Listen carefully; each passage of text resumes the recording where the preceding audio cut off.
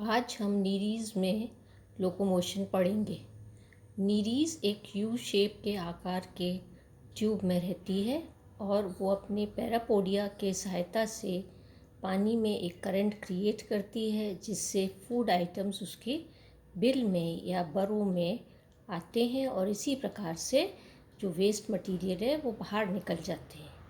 इसके अलावा क्योंकि नीरीज़ कार्निवोरस होती है, मांसाहारी होती है, तो इसलिए वो पानी में तैरती है अपने शिकार को ढूंढने के लिए, और ब्रीडिंग सीज़न में रिप्रोडक्टिव पर्पसेस के लिए भी वो पानी में तैरती है।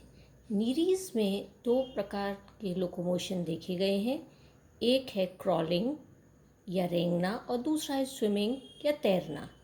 क्रॉलिंग में नीरीज़ अपने पैरापोडिया का इस्तेमाल करते हुए समुद्र तल पर धीरे धीरे रेंग सकती है। वो अपने पैरापोडिया को पैडल्स की तरह यूज़ करती है। हर एक क्रॉलिंग मूवमेंट में दो स्ट्रोक्स होते हैं, एक इफ़ेक्टिव स्ट्रोक और दूसरा रिकवरी स्ट्रोक।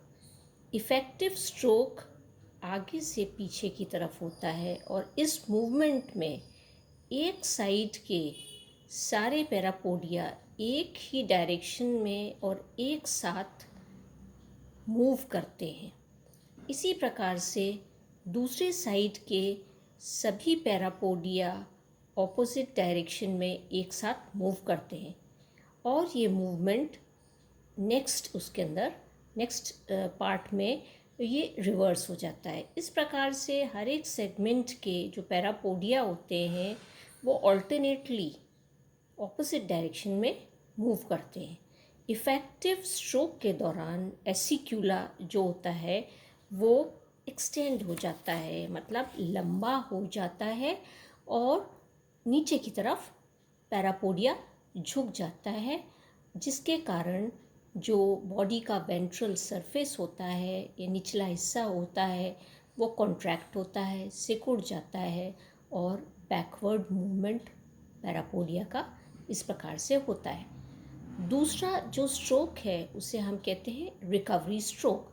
ये स्ट्रोक पीछे से आगे की तरफ होता है और रिकवरी स्ट्रोक के दौरान जो एसिक्यूला होता है वो रिट्रैक्ट हो जाता है। रिट्रैक्ट का मतलब होता है सिकुड़ जाता है और इससे पैरापोडिया ऊपर की तरफ उठ जाता है और पीछे से आगे की तरफ मूवमेंट होता है। जैसा कि हम ये जो चित्र है इसमें हम देख सकते हैं कि ये मैंने कुछ सेगमेंट्स बनाए, इसमें देख रहे हैं फ्रंट टू बैक मूवमेंट जो कि हम जो इफ़ेक्टिव स्ट्रोक में देखते हैं, और दूसरा है बैक टू फ्रंट जो कि हम रिकवरी स्ट्रोक में देख सकते हैं।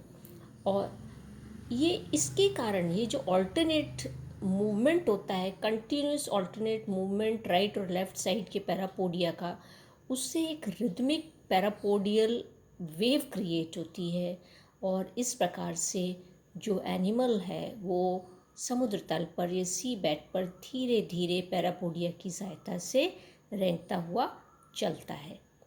दूसरा मूवमेंट जो है वो है स्विमिंग। क्योंकि ये कार्निवोरस है नीरीज़, तो इसको अपने शिकार के लिए या आप देखिए रिप्रोडक्टिव पर्पसेस के लिए पानी में तैरना भी पड़ता है, तो इसलिए ये बहुत एक्टिवली पैरापोडिया को यूज़ करते हुए ये पानी में तैरता है। और इसमें स्विमिंग मूवमेंट में रिदमिक बीटिंग तो पैरापोडिया की होती ही है, लयबद्ध तरीके से पैरापोडिया बीट करते हैं, परंतु उसका बॉडी का मस्कुलेचर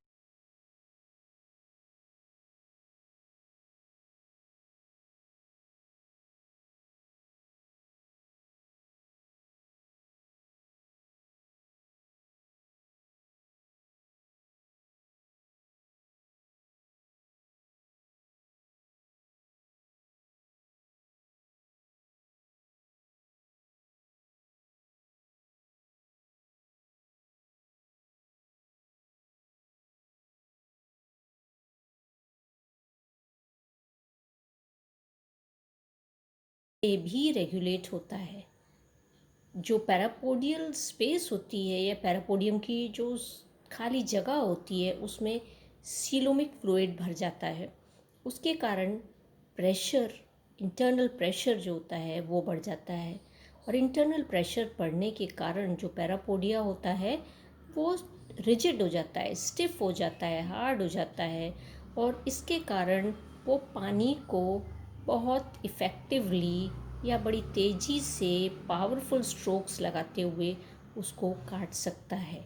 तो आज हमने यहाँ पर नीरीज़ में पैरापोडियल लोकोमोशन पढ़ा है। नेक्स्ट क्लास में हम पीडल लोकोमोशन पढ़ेंगे, जो कि हम मोलस्का में और इकाइनोडर्मेटा में हम देख सकते हैं।